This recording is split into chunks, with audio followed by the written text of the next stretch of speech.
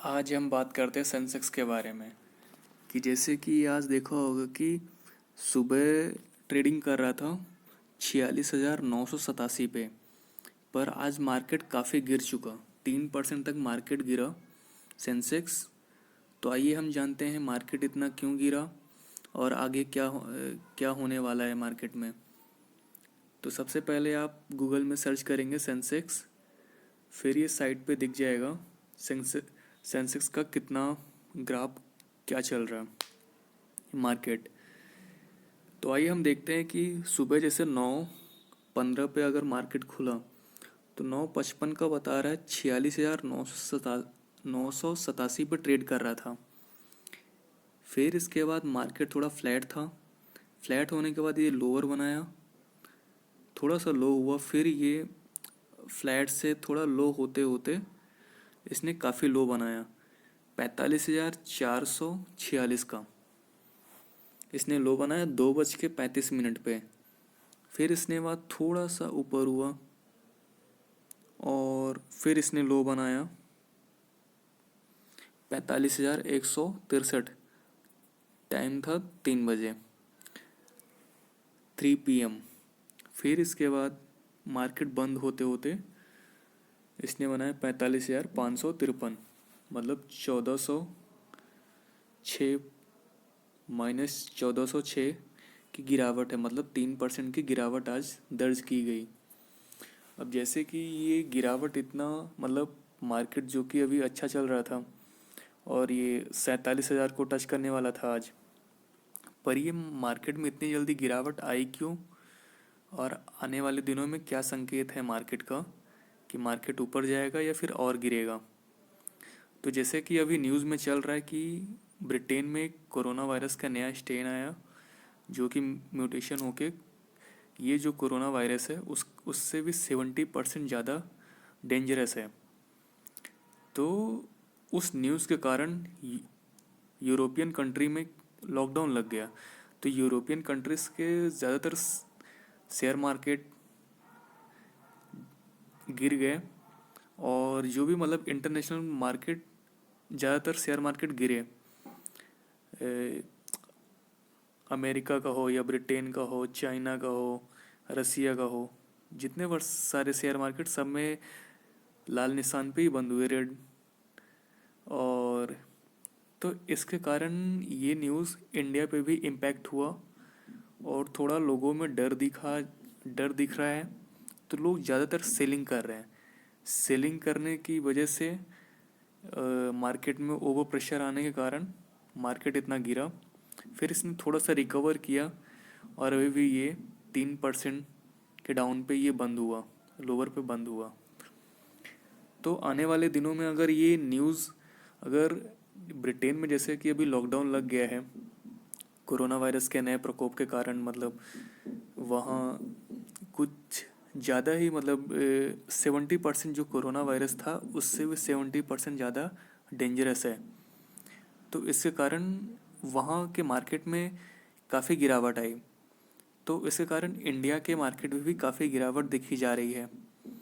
और देखा जाए कि मार्केट, इंडिया का मार्केट जो है कि काफ़ी हाई बना चुका था, 47,000 को टच करने वाला था, पर आज ये इस न्यूज़ के कारण गिरावट आई।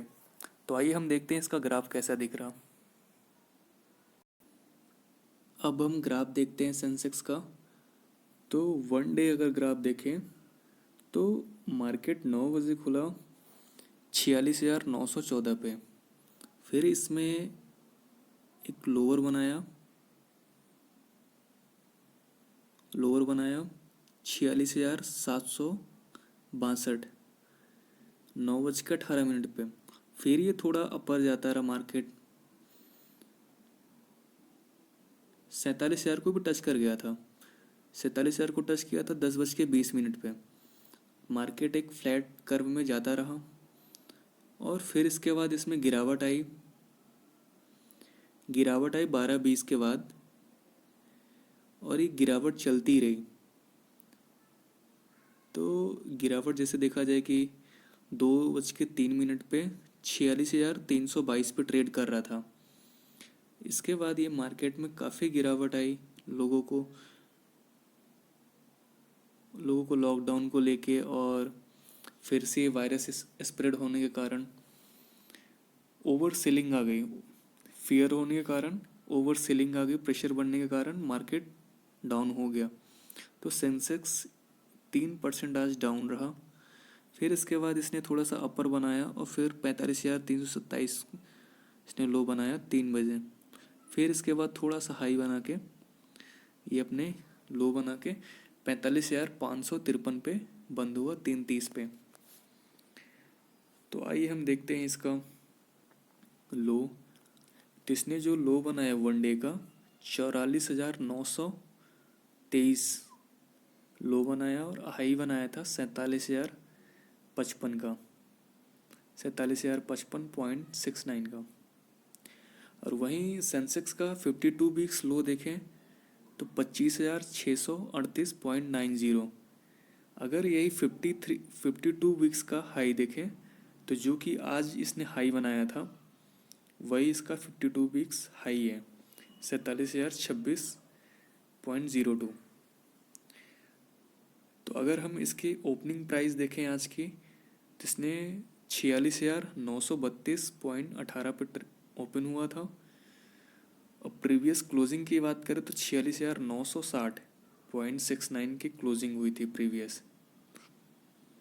तो देखें इसके अगर टॉप सेंसेक्स के तो रिलायंस इंडस्ट्री में भी गिरावट है 2.64% की, HDFC बैंक में भी गिरावट है देखें 2.75 की, इन्फोसिस में भी गिरावट है 1.13 की, 1.13% की, हाउसिंग डेवलपमेंट फाइनेंस कॉरपोरेशन पे गिरावट है 2.69 की और TCS में भी गिरावट है, टाटा कंसल्टेंसी सर्विस 1.53 की।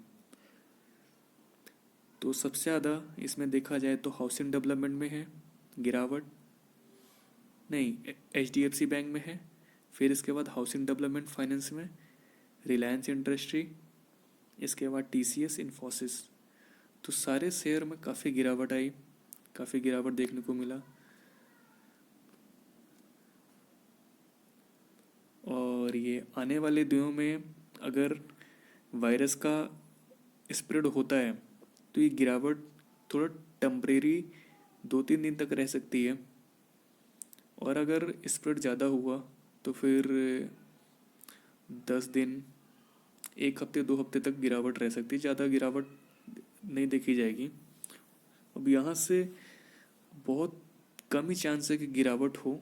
अगर ये न्यूज़ थोड़ा सा और अगर स्प्रेड हुआ वायरस और स्ट्रॉन्ग हुआ वायरस तो गिरावट देखी जा सकती है आने वाले दिनों में मार्केट में। हम बात करते हैं निफ्टी 50 के बारे में। तो जैसे कि देखा होगा कि मार्केट सुबह खुला तो काफ़ी अच्छा ट्रेड कर रहा था और ये आज ये अगर 14,000 को टच कर सकता था, पर मार्केट काफ़ी गिर चुका।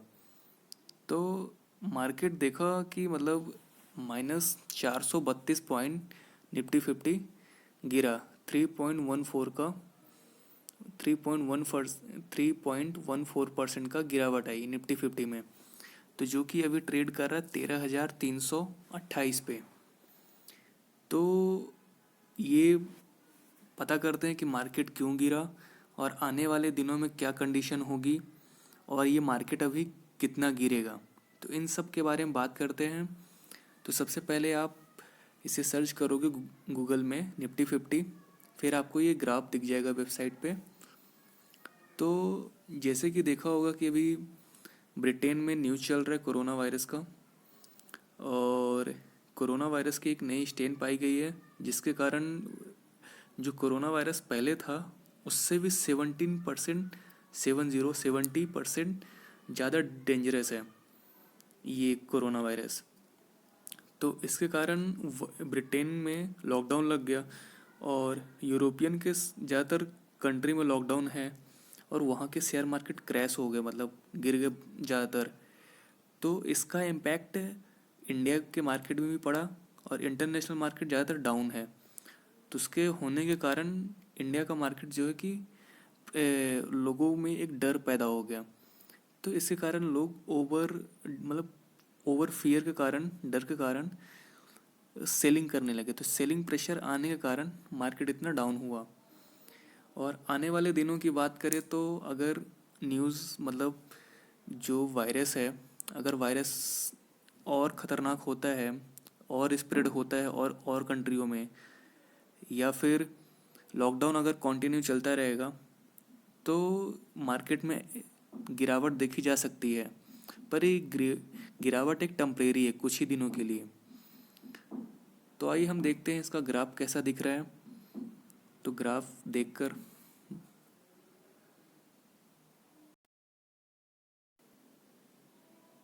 अब बात करते हैं निफ्टी 50 का। तो आइए हम देखते हैं निफ्टी 50 का ग्राफ। निफ्टी 50 का ग्राफ अगर देखें तो सुबह इसने ओपनिंग दी थी 13,764 का 9 बजे। फिर इसने थोड़ा सा लो बनाया, इसने लो बनाया 13,695 का 9:22 पे। फिर इसने बाद थोड़ा सा ऊपर गया और ये फ्लैट कर्व में चलता रहा और इसने 12:50 के बाद इसने लो बनाया 13,683 का निफ्टी 50 का। तो ये चलता रहा और गिरावट होती रही। तो इसने काफ़ी गिरावट देखी गई। 2:34 पे 13,281 का। फिर इसने थोड़ा सा अप किया 13,403 2:42 पे। फिर इसके बाद देखेंगे 13,267 का 2:58 पे और अब बनाया, थोड़ा सा ऊपर गया। फिर इसके बाद इसने लो बनाया। तो इसका जो क्लोजिंग है 3.14% की गिरावट के साथ क्लोजिंग है, -432.15 का 432.15 का गिरावट है निफ्टी 50 में। तो ये 1 डे का ग्राफ है। तो ओवर सेलिंग प्रेशर के कारण इतनी सारी गिरावट देखी गई, इतनी गिरावट जो कि पिछले 5-6 महीने में पहली बार है ऐसा, इतनी बड़ी गिरावट आई। तो हम देखें कि लो कितना बनाया। तो आज इसने लो बनाया था 13,131.45 का और इसने हाई बनाया था 13,777.50 का, इसने हाई बनाया। और वहीं इसकी 52 वीक्स लो की बात करें तो 7,511.10, ये लॉकडाउन के टाइम का था, इसने इतनी गिरावट देखी गई थी निफ्टी 50 में। और इसका 52 वीक्स हाई अगर देखें तो आज का ही हाई है 13,773.25, जो कि आज का ही हाई है। और ओपनिंग इसकी हुई थी 13,713.55 का, अब प्रीवियस क्लोजिंग दिया था 13,760.55 का। तो निफ्टी 50 काफ़ी आगे, काफ़ी इसमें ग्रोथ देखी गई कुछ दिनों में और इस अपने ऑल टाइम हाई पे है अभी।